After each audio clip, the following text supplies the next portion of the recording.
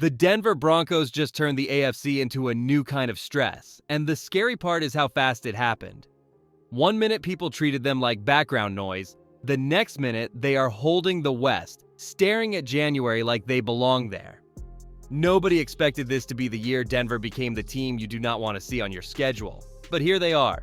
With Bo Nix looking calm in big moments, and a whole league quietly realizing this is not a cute story anymore. Here is the twist. This is not built on one lucky streak or one hot game. The offense can play safe, then suddenly hit you with a sharp finish when the clock gets loud. And that is where Bo Nix starts to feel dangerous. The defense plays with teeth, and when Pat Surtain is locking down space, everything else gets easier and meaner.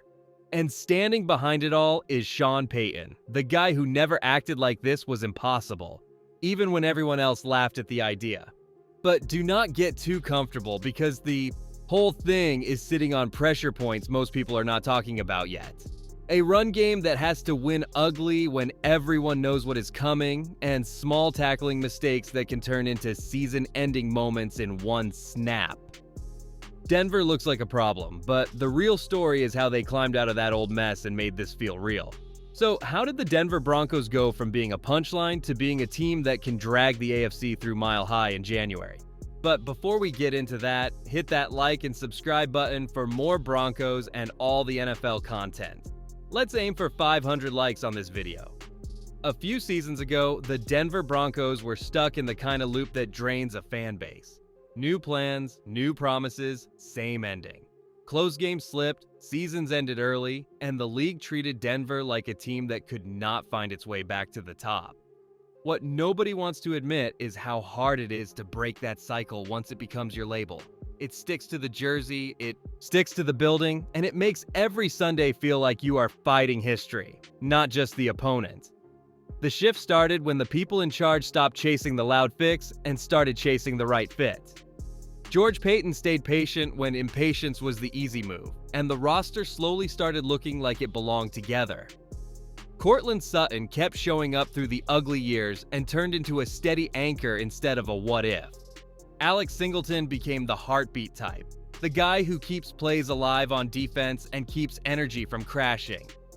Then the front got sharper and heavier with Dre Greenlaw and John Franklin Myers, and you could feel Denver building a team that wanted contact, not comfort. That is why the division title matters beyond one season. It is proof the old version is gone, and it sets up the moment that really tested if this was real or just a nice run. Because the league will nod at a banner, then immediately ask one question: can you win the hardest kind of game when the night gets tense and the stadium wants you to fold? Denver got that exact test on Christmas in Kansas City, and the way that game unfolded is where this story really turns.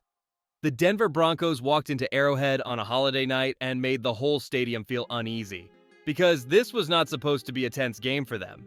It was supposed to be simple. It never was. Every snap felt like it carried a little more weight than the last. Like one mistake could pull the floor out from under the entire story Denver has been writing this season. And when you are playing in that kind of noise, the win is not just a win, it is a message. The strange part was who was not on the other sideline. No Patrick Mahomes, and instead the moment landed on Chris Oladokun, a third-string quarterback thrown into a spotlight he did not ask for. That should have made things calm for Denver, but it did the opposite. It turned the game into a trap where you can lose focus, tighten up, and start playing not to mess up. You could feel Bo Nix living in the safe areas, taking what was there, trying to stay clean, and then one greedy decision flipped the mood and reminded everyone how fast a season can swing. Then it came down to the one thing Denver needed to see: a real answer when the air gets heavy. Bo Nix stopped playing small, trusted his eyes, and delivered the throw that finished it, hitting RJ Harvey for the kind of score that shuts up doubt without saying a word. That is the proof game, not perfect football, but a quarterback who can survive the weird nights and still close the door. Now the question gets louder, because the playoffs will not be gentle, and Denver has to decide which version of Bo Nix they are ready to live with from the first drive, not just the last. The scary thing about Bo Nix is not what he has already done, It is how many doors are still closed on this offense by choice. Denver has been winning while keeping the playbook on a leash, like they are saving the louder version for when it matters most. What nobody is talking about is how dangerous that is for the rest of the AFC. A team that can win while holding back is a team that can shock you when it finally lets go. You can see the pieces around him starting to fit like a real attack, not just a survival plan. Courtland Sutton is the strong target who can win in tight space when the throw is not perfect, and he makes a young quarterback feel safer than he should. Troy Franklin brings the kind of speed that makes a defense back up, even if he only gets one clean chance all night. Marvin Mims is the quiet stress, the guy who can turn one normal play into panic with a sudden burst. And RJ Harvey changes the feel of a drive because one easy throw can become a big hit, and now a defense has to tackle in space without blinking. But there is still one soft spot sitting right in the middle of the field, and it matters more in January than people want to admit. Denver needs a tight end who scares defenses on every snap, and right now, Evan Engram has not become that constant nightmare. That keeps some parts of the field too calm, and it lets teams focus on shrinking lanes instead of fearing all angles. And that leads straight into the next pressure point, because if Denver wants to unlock the full version of this passing attack, the run game has to carry real weight, not just show up. And the big men up front have to win the hard yards when everyone in the stadium knows what is coming. The fear is not loud, but it is real, because playoff football has a cruel moment that always shows up. 3rd and short, late in the 4th. Everybody in the building knows you are running, and you still have to get it. That is where Denver has looked human at times, not because they lack effort, but because the run game has not always had the same steady punch. When the air gets cold and the score gets tight, cute yards do not count, only the ones you can force. This is where the season changed shape after J.K. Dobbins went down. The run plan stopped feeling like body blows and started feeling like quick strikes and side doors, good for sparks, not always good for control. Jaleel McLaughlin brings the hard attitude runs, the kind that keep a defense honest even when there is nothing pretty there. RJ Harvey brings the space danger, the kind that can flip a drive with one catch and one broken tackle. Both matter, but the timing matters more, because Denver cannot afford to pick the wrong tool when the situation is screaming for the other one. And now it zooms out to the real issue behind the issue, the front line that has to make those choices work. When the run game is unsure, the whole offense starts playing careful, and that pulls the teeth out of the threat Denver could become. That is why the next part of this story is all about the big men and the calls they make, because one change in the middle can shift everything. When Luke Wattenberg went out and Alex Forsythe stepped in, it did not just change one spot on a chart, it changed how confident Denver could be with timing, protection, and the whole feel of the offense. The part fans do not see is the talking that happens before the snap. One small delay, one wrong call, one guy a half step late, and the whole play dies before it even lives. That is why Denver has had stretches where the offense feels like it is holding its breath. Not because the skill guys forgot how to play, but because the middle of the line is the brain of the whole thing. And when that brain is not settled, every drop back feels like you are borrowing time. When Luke Wattenberg was not there and Alex Forsythe had to run the show, the game did not just change for the linemen, it changed for everyone. The protection calls get louder, the timing gets touchier, and suddenly the staff starts picking safer answers because the risk feels bigger than the reward. That is how a team can win, and still look like it is driving with the brakes slightly on. You feel it in the shorter throws, the quicker checks, the way the deeper ideas show up later instead of early, like Denver is waiting until it knows the ground will not move under it. Here is the real pressure point. If the line settles and the offense stops playing tense, Denver gets to play free, and that is when this team becomes a real problem. Because when you trust the pocket, you can let the game breathe, you can stay on schedule, and you do not hand the defense bad spots that force them to save you.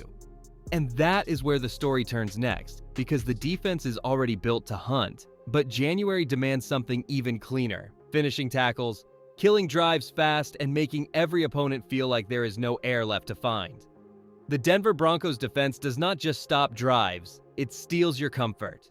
One snap you think you have time, the next snap the pocket is crowded and the quarterback is forced to throw before he is ready.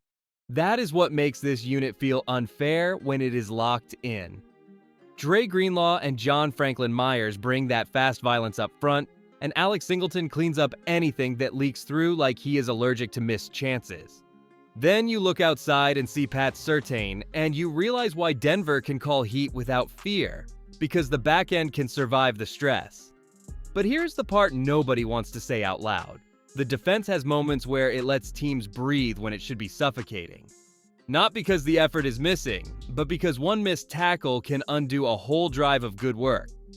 Riley Moss is not the story on his own. The story is what it represents. When first contact does not finish the play, the opponent gets free yards and sudden hope. You saw it in that scary sideline moment with Xavier Worthy, where a play that should end fast turns into a problem that makes everyone hold their breath. That is why January will be a ruthless test of standards, not talent. Quarterbacks like Jordan Love and Trevor Lawrence can find rhythm if you give them 2 soft plays in a row. And CJ Stroud is the kind of passer who will punish even one clean window if he's allowed to stand tall. Denver already has the weapons to make opponents panic. Now they have to prove they can be sharp every snap, not just in flashes. And the next stage for that proof is coming fast, because this division is not really settled until you face the rival that knows you best, with the whole conference watching to see if Denver can turn pressure into control when it matters most. The Denver Broncos are about to play a game that looks normal on the schedule, but feels like a warning to the whole AFC. This is the kind of night where you learn if a team is only enjoying the moment, or if it can handle the weight that comes with it. The division is already in Denver's pocket, and that is exactly why this matchup gets dangerous. Comfort can make you soft, and the league is waiting to see if Denver stays sharp anyway. Across the field is Justin Herbert, and even if the Chargers do not bring their cleanest version, that does not make this easy. It makes it trickier. Because now the test is not just talent, it is focus, edge, and respect for the moment. Denver has a chance to show it can win without panic, without chasing hero plays, without needing a late rescue. That is what real contenders do. They handle business when the game looks simple, because they know the real fights are still coming. And that is where the chessboard starts to shake. The seeding pressure, the possible matchups, the teams you would rather not see early, it is all sitting behind this one final statement. Houston, Buffalo, New England, Jacksonville, Pittsburgh, they are all watching the same thing. Can Denver keep its identity when the stakes are quiet but real? If the Denver Broncos make this look controlled, the rest of the conference has to accept a new truth. The road through January might come with altitude, noise, and a team that believes it belongs. So, who is the one opponent you think Denver should want last, not first, when the playoffs finally open the door?